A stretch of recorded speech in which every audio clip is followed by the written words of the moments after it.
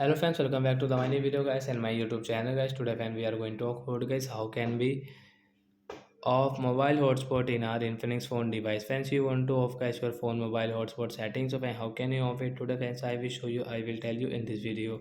So friends, now let's see how can we off guys phone mobile hotspot in our Infinix phone device.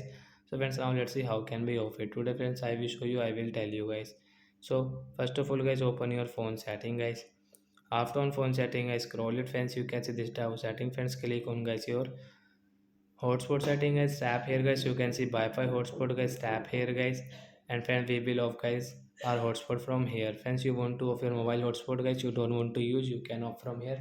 After off guys, your share QR code option will remove guys. Means guys we cannot share our hotspot guys. You want to share guys. You will have to turn on again your mobile hotspot. So like that guys, we can off guys mobile hotspot. So that's it guys. Thanks for watching the video guys. I hope friends you have understood how to off mobile hotspot. Bye guys.